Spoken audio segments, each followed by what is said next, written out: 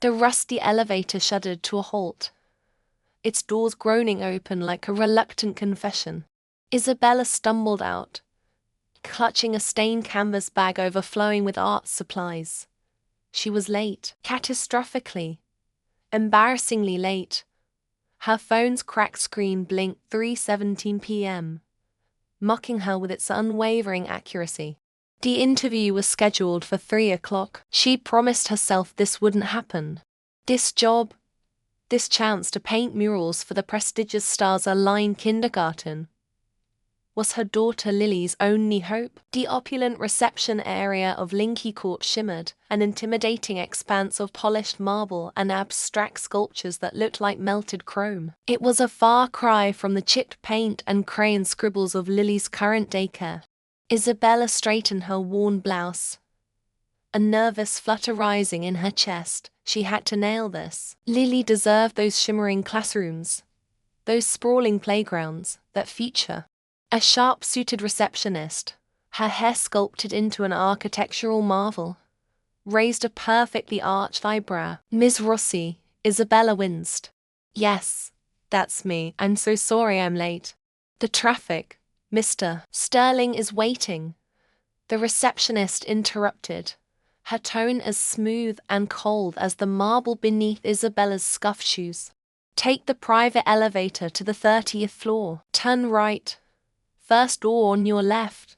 The private elevator was a sleek, mirrored box that whisked upwards in hushed silence. Isabella caught her reflection, a whirlwind of frazzled brown hair, smudged mascara, and a desperate hope clinging to her tired eyes. She smoothed down her hair, wishing she'd had time to change out of her paint-splattered jeans. This was Linky Court, the nerve center of Lucas Sterling's empire, and she looked like she'd just wrestled a rainbow. The elevator doors slid open onto a hushed corridor, the silence punctuated only by the rhythmic hum of the air conditioning. She followed the receptionist's directions, her heart hammering a frantic rhythm against her ribs. Taking a deep breath, she raised her hand to knock, but the door swung open before her knuckles made contact.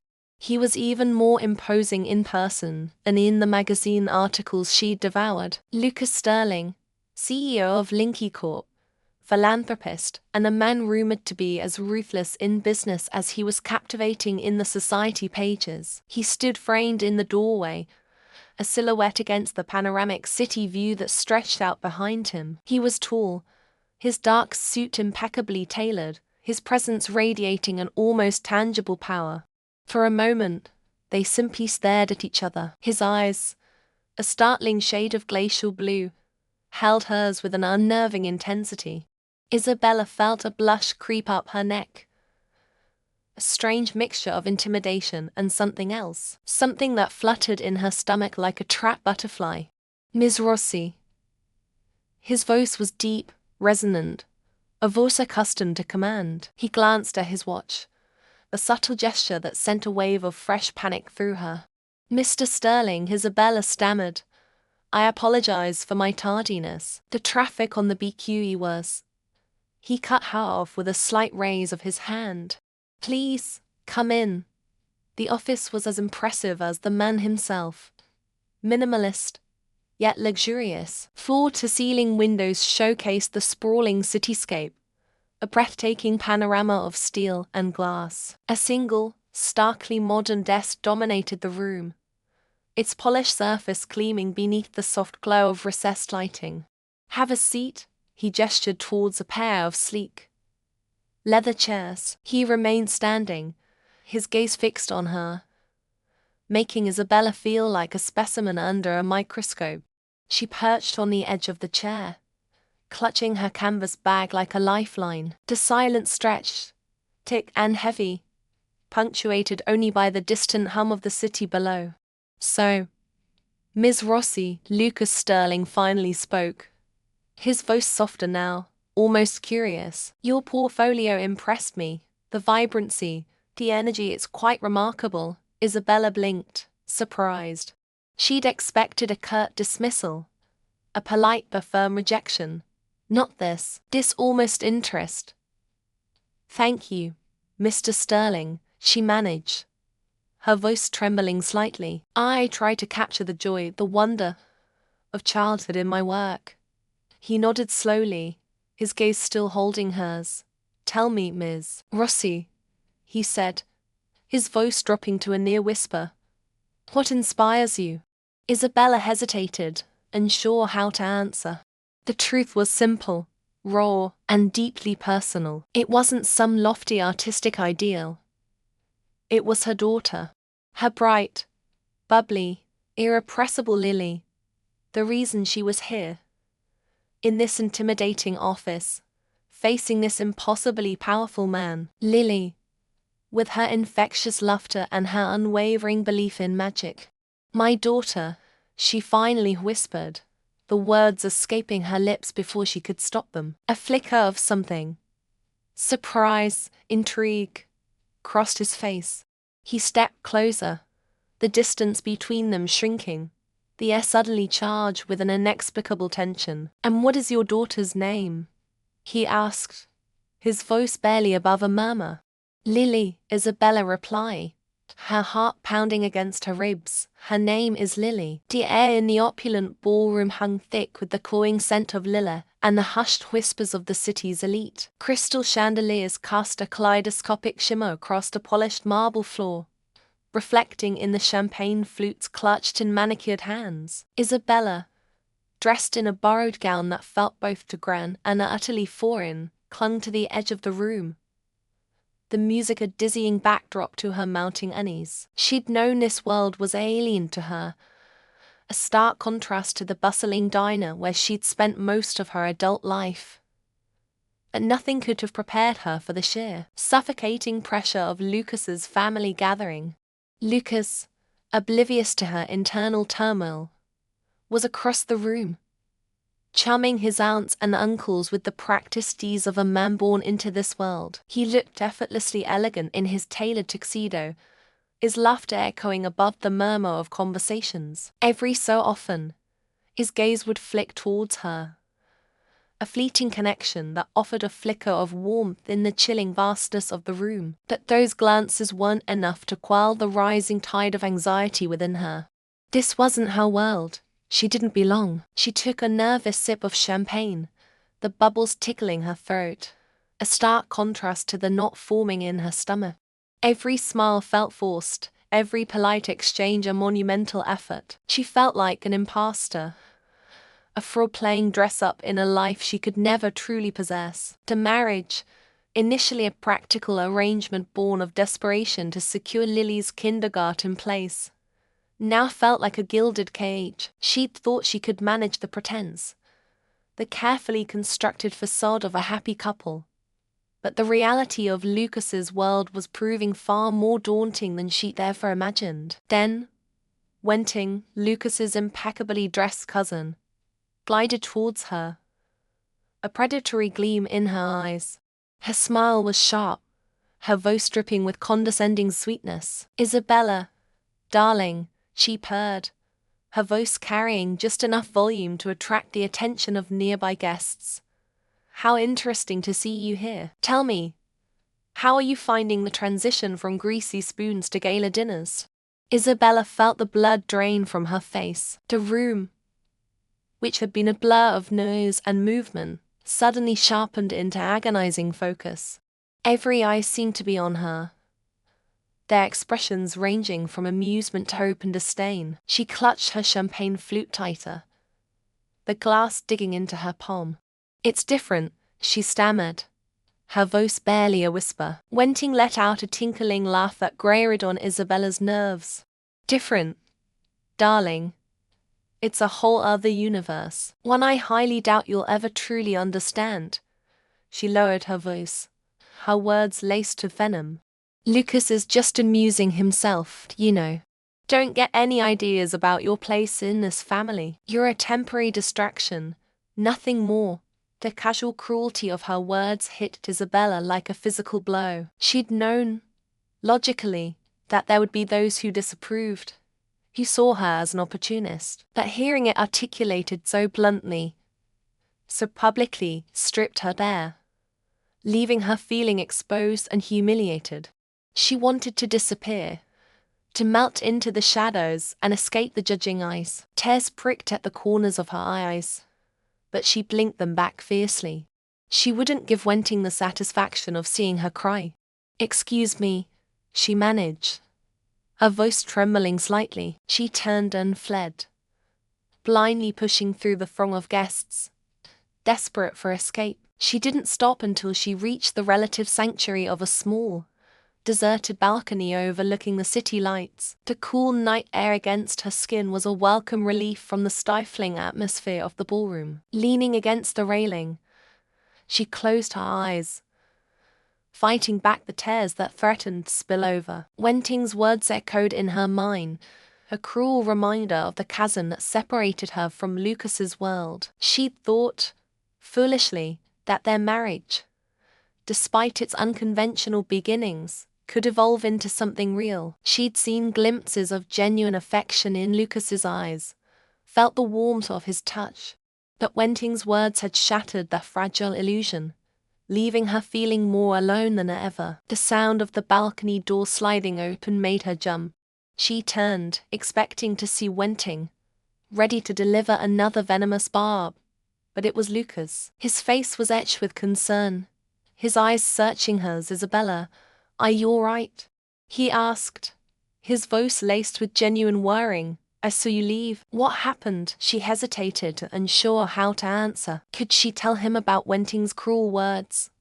Would he believe her? Or would he dismiss it as the petty jealousy of a disgruntled cousin? She looked at him, at the genuine concern etched on his face, and a fresh wave of despair washed over her. Even if he believed her, what could he do? He couldn't change who she was, couldn't bridge the vast gulf that separated their worlds. This charade couldn't last. She couldn't endure the constant scrutiny, the veiled insults, the feeling of being an outsider in her own life. She had to leave, for her own sake and for Lily's. The penthouse shimmered, a modern palace of glass and steel overlooking the city's twinkling expanse. Inside, the air, thick with the scent of lilac and the low hum of expensive electronics, crackled with tension. Isabella Sasha in the original outline, clutching a delicate champagne flute, felt the chill despite the room's warmth. Her reflection in the panoramic window showed a woman transformed. A simple floral dress replaced by a shimmering emerald gown, hair swept up in an elegant chignon, but the anxiety swirling in her stomach remained, a familiar ache. This world of glittering chandeliers and whispered conversations still felt alien, a borrowed dream she feared would shatter at any moment. Lucas Linky in the original outline, her husband, stood across the room, engaged in a lively discussion with a group of investors. He looked effortlessly regal in his tailored suit, his laughter echoing through the space, a sound she'd come to cherish in the quiet moments they shared away from the public eye. Tonight, however, a subtle unease flickered in his eyes, a tension she couldn't quite decipher. Their marriage, initially a convenient arrangement to secure her daughter Lily's place in the prestigious Primrose Kindergarten, had evolved into something more. Stolen glances, shared jokes, a comforting hand on her back during social gatherings. Small gestures that had chipped away at the walls around her heart. She'd started to believe, against all odds, that their transactional beginning could blossom into genuine affection. But tonight, a shadow loomed. Wenting, Lucas's childhood friend and business partner, a woman whose sharp gaze and icy smile had unsettled Isabella from their first encounter, stood too close to Lucas, her hand lingering on his arm a beat too long. Jealousy, a sharp, unfamiliar pang, pierced Isabella's chest. It was irrational, she knew, given the precarious foundation of their marriage. Yet, the feeling was undeniably there, a testament to the fragile hope that had taken root within her. The room's murmur faded as Wenting detached herself from Lucas and glided towards Isabella, her smile predatory. "Isabella, darling, you look absolutely radiant," she purred, her voice dripping with false sweetness. "Lucas has truly outdone himself in transforming you." hasn't he? The undercurrent of mockery was unmistakable. Isabella forced a smile. Thank you, Wenting. It's a lovely evening. Wenting's eyes, sharp and calculating, held Isabella's gaze. Isn't it? A celebration of Lucas's latest triumph. A triumph I helped him achieve, I might add. She leaned in, her voice dropping to a conspiratorial whisper. You see, Isabella, Lucas and we have a history. A deep understanding, something you, with your humble beginnings, could never comprehend. Isabella's breath caught in her throat. Wenting's words were a poisoned arrow, striking at the heart of her insecurities. She felt the blush creep up her neck, the familiar shame of her modest background rising within her. Wenting, a voice, sharp and cold, cut through the air. Lucas stood beside Isabella, his expression unreadable. I believe Isabella understands perfectly. She is my wife. Wenting laughed. A brittle, chilling sound, wife. Oh, Lucas, don't be naive. Everyone knows this marriage is a charade, a convenient arrangement. Don't tell me you've actually developed feelings for the hell? The word hung in the air, heavy with disdain. Isabella's world tilted, the glittering room blurring around the edges. She looked at Lucas, searching his face for a denial, a flicker of reassurance. But his expression was shuttered, his eyes distant. Wenting, he said, his voice tight, this conversation is over. He turned to Isabella, his hand resting lightly on her arm. Come, let's get some air. He led her away from the throng towards the balcony overlooking the city. The cool night air brushed against her skin, a welcome contrast to the suffocating tension inside. Lucas, she began, her voice trembling. What she said, is it true? He turned to her, his gaze searching hers. For a moment, an eternity, he remained silent. Then, he sighed, a sound filled with weariness. Isabella, what Wenting said is complicated. The words, spoken with such quiet resignation, shattered the fragile hope she'd allowed herself to nurture. Tears welled in her eyes, blurring the city lights below.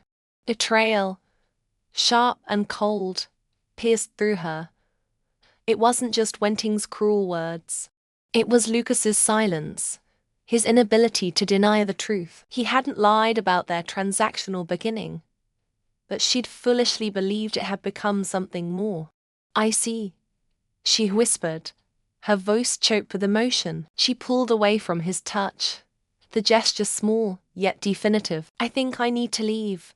She turned to go, her heart heavy, the grief that felt disproportionately large for a marriage built on pretense. As she reached the balcony door, she heard him speak, his voice low and urgent. Isabella.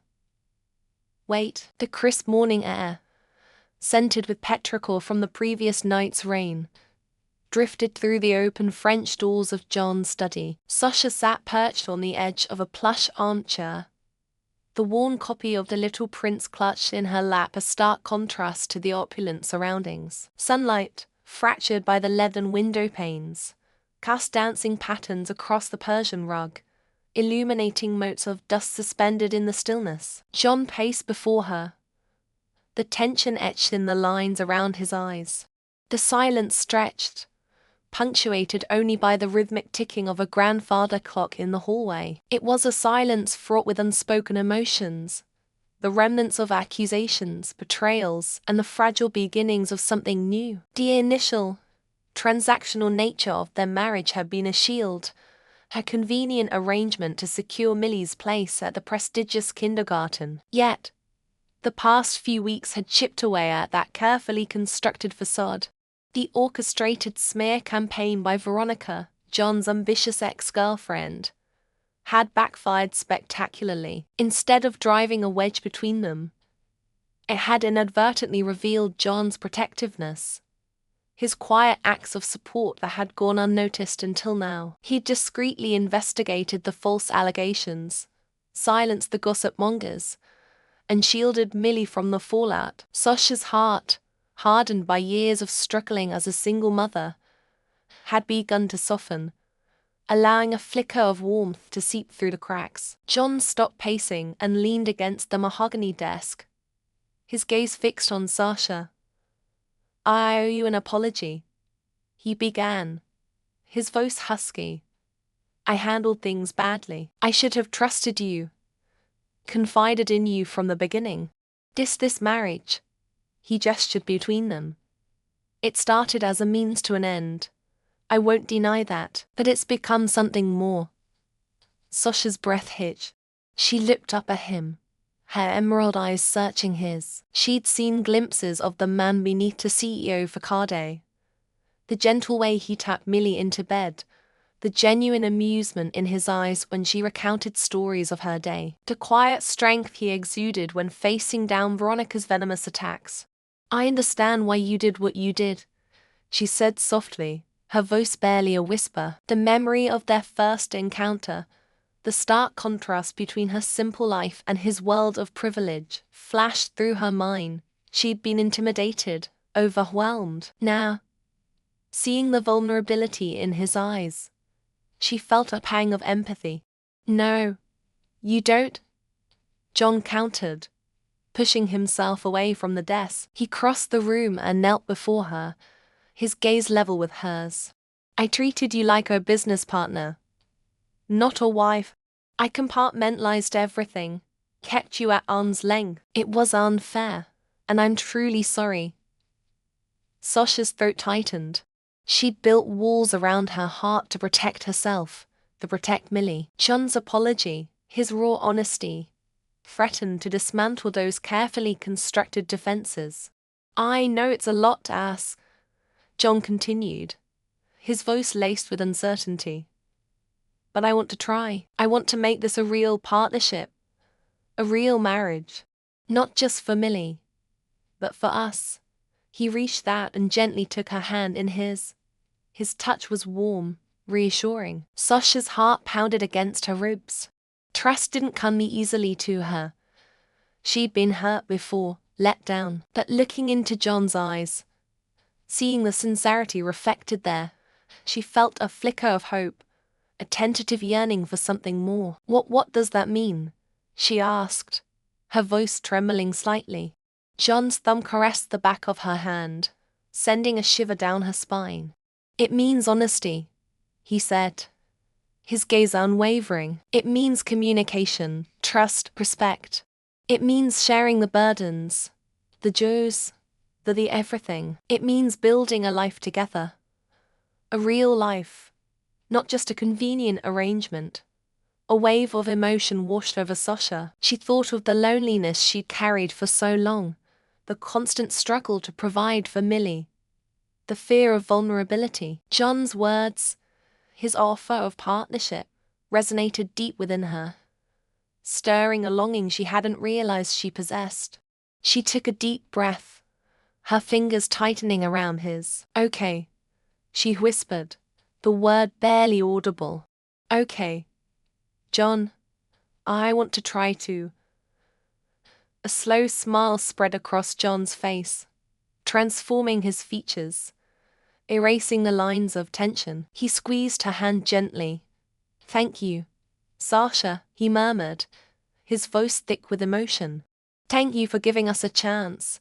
He rose to his feet, pulling her up with him. As they stood there, bathed in the morning light, a sense of fragile hope filled the room. The transactional marriage, the carefully constructed facade, had begun to crumble, revealing the possibility of something real, something genuine, something that had the potential to blossom into a love neither of them had anticipated. The road ahead wouldn't be easy. There would be challenges, doubts, and perhaps even more betrayals. But for the first time, they were facing them together, as partners, as equals, with the tentative promise of a shared future hanging in the air. The opulent ballroom shimmered, chandeliers casting a warm glow on the assembled guests. Crystal glasses chimed, a gentle counterpoint to the hushed murmurs of conversation. Sasha, no longer the hesitant single mother who had stumbled into this world, stood posed and radiant in a gown that flowed like liquid moonlight. Her daughter, Lily, nestled beside her, clutching a plush toy rabbit, her small face alight with excitement. Across the room, Linky, his usual stoicism softened by an undeniable tenderness, watched them. He'd traversed a considerable emotional distance since their transactional marriage. He'd learned to see past the initial arrangement to the remarkable woman Sasha was. Tonight, however, wasn't just about their burgeoning love. It was about family, acceptance, and the forging of new bonds. Linky's grandmother, the formidable matriarch whose approval had felt like an insurmountable peak, sat regally in a velvet-upholstered chair, a small, knowing smile playing on her lips. The air crackled with anticipation. This gathering, ostensibly a celebratory post-kindergarten registration ball for Lily, was actually the culmination of their unconventional journey. "May I have everyone's attention, please?" Linky's grandmother's voice, though frail, commanded the room's silence. Sasha felt a flutter of nerves, her hand instinctively seeking Linky's. He squeezed it reassuringly, his warmth a comforting anchor. "As many of you know," the grandmother continued, a gaze settling on Sasha and Lily, "my grandson's marriage was unconventional. Shall we say?" A ripple of knowing laughter ran through the crowd. Sasha remembered the whispers, the sideways glances, the judgment that had followed her like a shadow in the early days. "I, myself," the grandmother admitted, "had my reservations." How honesty hung in the air. Thick with unspoken tension, Sasha held her breath. Lily, oblivious to the weight of the moment, tugged at her gown. "Sasha," the grandmother's voice softened, laced with newfound warmth, "when you came into this family, I saw a young woman motivated by a mother's love, a fierce protector, a resourceful survivor." Sasha's eyes welled up. These were not the words she'd expected, not the validation she'd craved but never dared hope for. Linky's grip on her hand tightened. "And what I've come to realize," the grandmother continued, her gaze sweeping over the room, "is that those are the qualities that truly matter. Linky," she addressed her grandson, her voice filled with a rare tenderness, "you've always been a shrewd businessman, but this decision, marrying Sasha, proves you have a good heart. You've chosen well." A collective gasp rippled through the crowd. Sasha felt a wave of emotion wash over her, relief so profound it almost buckled her knees. Linky, visibly moved, stepped forward. His eyes locked on Sasha's. "Grandmother," he said, his voice thick with emotion, "you're right. Sasha isn't just Lily's mother. She's the woman I love." The ballroom erupted in applause. Sasha's heart soared. The weight that had settled on her chest since the beginning of this whirlwind journey finally lifted. It wasn't just acceptance she'd found, but love, genuine and unconditional. Lily, clapping her small hands in delight, looked up at Sasha with wide, innocent eyes. "Mummy," she whispered, "are you happy?" Sasha, tears streaming down her face, knelt down and embraced her daughter. "Yes, my love," she whispered back, her voice choked with emotion. "Happier than I ever thought possible."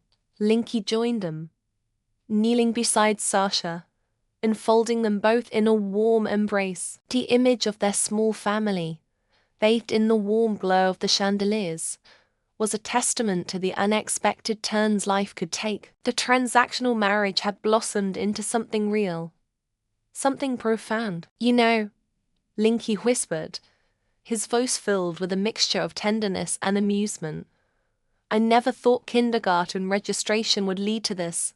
Sasha laughed, a sound that bubbled up from deep within her. "Me neither," she admitted, looking into his eyes, a depth of love she hadn't realized existed reflecting back at her. The music swelled, a waltz filling the ballroom. Linky extended his hand to Sasha. "May I have this dance, Mrs. Linky?" he asked, a playful glint in his eyes. Sasha, her heart overflowing, placed her hand in his. "It would be my pleasure, Mr. Linky," she replied, her voice laced with a newfound confidence. As they glided onto the dance floor, surrounded by the warmth and acceptance of their new family, Sasha knew that this was just the beginning of their happily ever after. The initial deception, the struggles, the betrayals, they had all led to this moment. A moment of pure, unadulterated joy. And as they danced, lost in each other's embrace, Sasha realized that sometimes the most unexpected paths lead to the most beautiful destinations. The Cinderella story, she mused, wasn't just a fairy tale.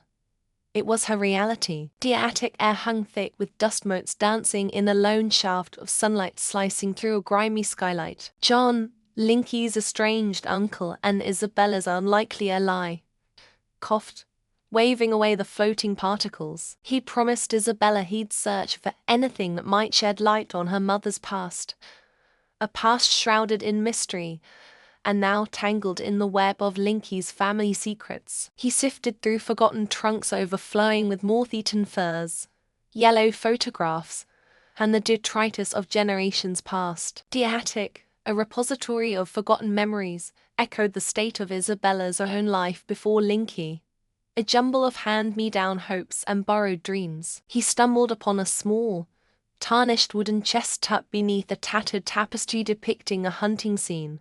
The lock, rusted and brittle, gave way with a soft click. Inside, nestled on faded velvet, lay a collection of trinkets, a chipped porcelain doll, a worn leather-bound diary, and a silver pendant shaped like a delicate butterfly, its wings inlaid with tiny turquoise stones.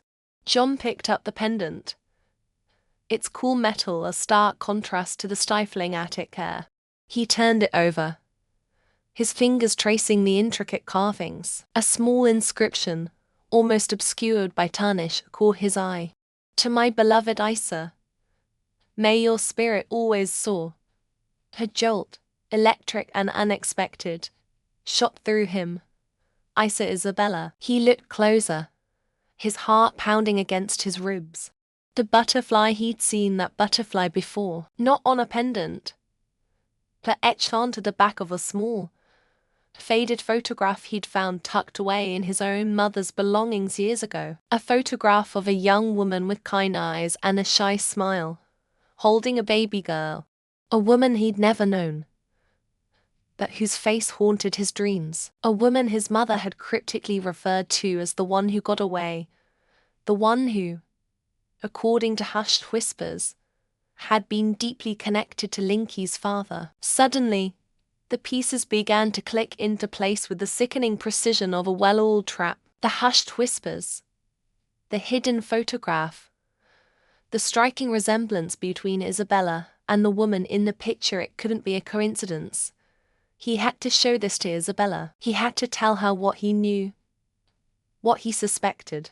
He descended the creaking attic stairs, the pendant clutched tight in his hand, his mind racing. He found Isabella in the garden, her small frame swallowed by one of the wrought iron benches, staring out at the meticulously manicured lawns. The afternoon sun cast long shadows, accentuating the lines of worrying etch on her face. The strain of the past few weeks, the social scrutiny, the constant pressure from Linky's family, and the ever-present fear of her secret being exposed, had taken its toll. She looked fragile, almost brittle, like a delicate flower struggling to survive a harsh winter.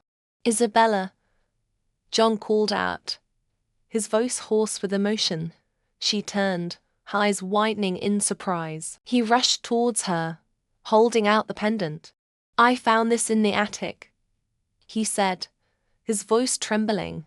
"Do you recognize it?" Isabella's gaze fell on the butterfly pendant. A gasp escaped her lips, a small, choked sound. She reached out a trembling hand and took the pendant, her fingers tracing the delicate wings, just as John had done moments before. "This," she whispered, her voice barely audible. "This belonged to my mother. Tears welled in her eyes, blurring her vision. Memories, long suppressed, flooded her mind. Her mother, humming a soft lullaby as she fastened the pendant around her neck. Her mother, whispering stories of a faraway place, a place where butterflies danced in sun-drenched meadows. Her mother, gone too soon, leaving behind a void that Isabella had never been able to fill. Your mother, John began, his voice thick with emotion. He hesitated, unsure of how to proceed, how to reveal the truth. A truth that could shatter Isabella's world yet again. He took a deep breath and continued. Your mother, her name was Isa, wasn't it? Isabella nodded, tears streaming down her face. I think I knew your mother, Isabella, John said softly, his eyes searching hers. He pulled out the faded photograph from his wallet, the one he'd carried with him for years, a silent testament to a past he'd never understood. This is her, isn't it? Isabella's eyes widened as she looked at the photograph. Her mother, young and radiant, holding a baby, her. The resemblance was undeniable. The same kind eyes, the same shy smile, and on the back of the photograph, etched in faded ink, a single word. Linky. A wave of understanding washed over Isabella. The hushed whispers, the secrets, the strange connection she'd felt to Linky from the moment they met, it all made sense now. Linky's father, he was her father too. Linky, he was a half-brother. The truth, raw and undeniable, hung heavy in the air between them. The garden, once a sanctuary, now felt like a prison. The carefully cultivated beauty a cruel mockery of the turmoil churning within her. John watched her, his heart aching for her. He reached out and gently took her hand. Isabella, he said softly, I know this is a lot to take in, but I promise you, you're not alone. I'll help you. We'll figure this out together. Isabella looked at him, her eyes filled with a mixture of pain and gratitude. She squeezed his hand, a silent acknowledgement of his support. The pieces of her life, shattered and scattered, were finally beginning to fall into place. And in the midst of the chaos, a new kind of strength began to blossom within her. The strength to face the truth, no matter how painful. The strength to fight for her future, and for the memory of the mother she'd lost. The grand ballroom of the Chateau de l'Etoile shimmered, a constellation of crystal chandeliers casting a warm glow on the elegantly dressed guests. A string quartet played a delicate melody, a stark contrast to the turbulent emotions swirling within Isabella. Tonight was supposed to be her triumph, a celebration of her burgeoning design career, but it felt tainted, hollow. Lucas, her husband, the man she'd married out of necessity, the man who'd slowly chipped away at her carefully constructed walls, was nowhere to be seen. Her stepmother, Veronica, glided towards her, a predatory smile playing on her lips. Isabella, darling, enjoying the party. It's a shame Lucas couldn't make it. Such a busy man, isn't he? The venom in her voice, barely masked by faux concern, twisted a knife in Isabella's heart. Isabella forced a smile. He's attending to a business matter, Veronica. He'll be here. Though the words tasted like ash in her mouth, she clung to the fragile hope. This night, this success, meant nothing without him. Across the room, John, Lucas's estranged father, watched the interplay with a troubled expression. He had witnessed the transformation in his son, the icy detachment melting away under Isabella's warmth, and he knew he couldn't stand by any longer. He caught Isabella's eye and beckoned her towards a quieter alcove. Isabella, he began, his voice heavy with unspoken words. There's something you need to know. He hesitated, wrestling with the decades of silence. About you, and about Lucas, and my daughter. Isabella felt a chill run down her spine. John's daughter. He'd never spoken of another child. Your daughter, she whispered, a knot of apprehension tightening in her stomach. John sighed, the lines on his face deepening. Years ago, My wife and I adopted a baby girl. We named her Lily. She was everything. But when my wife passed away, I couldn't cope. I sent Lily to live with my sister, severing all ties. It was a cowardly act, one I've regretted every single day. He paused, his gaze locking with Isabella's. Lily, she's you, Isabella. The words hung in the air, shimmering like the crystal chandeliers, refracting into a kaleidoscope of fragmented memories. The faded photographs of a little girl with bright, inquisitive eyes. The lingering sense of displacement she'd carried her entire life. The uncanny familiarity she'd felt with Lucas from the moment they met. It all clicked into place. A puzzle finally complete. Tears welled in Isabella's eyes. A mixture of shock, grief, and a strange, burgeoning sense of belonging. But why didn't you tell me? Why didn't Lucas tell me? Lucas didn't know, John admitted, his voice barely above a whisper. He never knew you were Lily. I was ashamed. I didn't deserve to be a part of your life. Before Isabella could respond, the doors to the ballroom swung open, and Lucas strode in, his face etched with concern. He'd been delayed by a last-minute crisis at the company. A crisis orchestrated by Veronica in a desperate attempt to sabotage Isabella's launch and drive a wedge between them. But he'd seen through her machinations, exposed her lies, and secured his company's future and his own. He spotted Isabella in the alcove with his father, their faces etched with a mixture of emotions he couldn't decipher. He rushed towards them, his heart pounding in his chest. Isabella, I'm so sorry I'm late. There was he trailed off, noticing the tears glistening in her eyes. What's wrong? What happened? John stepped forward, placing a hand on Lucas's shoulder. Son, he said, his voice trembling with emotion. There's something you need to know about Isabella. About Lily. He recounted the story, the confession pouring out of him like a dam finally breaking. The silence that followed was deafening, broken only by the soft strains of the string quartet. Lucas stared at Isabella, his eyes wide with disbelief. He reached out, his fingers tracing the curve of her cheek, a gesture both tender and questioning. Lily, he whispered, his voice choked with emotion. Isabella nodded, tears streaming down her face. It's me, Lucas. I'm Lily. The pieces of their shared past, the unspoken connection they'd felt, the inexplicable pull towards each other. It all made sense now. The transactional marriage, the budding love, the simmering resentment, all transformed by this revelation. Lucas pulled her into his arms, holding her tight, as if afraid she might disappear. Lily, he murmured against her hair. My sister. My wife. He laughed, a shaky, disbelieving sound. This is unbelievable.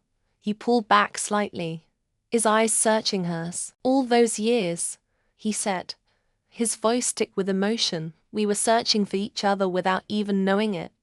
The tension that had been simmering between them for weeks, the unspoken questions, the guarded emotions, it all melted away, replaced by a profound sense of relief and a love that was deeper, richer, more complex than they could have ever imagined. He kissed her then, a kiss that sealed their past, their present, and their future. A kiss that was a promise of forgiveness, of acceptance, of a love that had finally found its way home. Later, as they stood on the balcony, overlooking the glittering cityscape, hand in hand, Isabella turned to Lucas, a soft smile playing on her lips. So, she said, her voice filled with a newfound lightness, I guess this means our marriage isn't so transactional after all. Lucas chuckled, pulling her closer. Not at all, he whispered, his eyes sparkling with love and amusement. It seems fate had other plans for us. Lily, or should I say, Isabella. He kissed her again, under the watchful gaze of the stars, a testament to a love story that had begun long ago. A love story that had finally come full circle. The Chateau de l'Etoile shimmered around them, a silent witness to their happily ever after.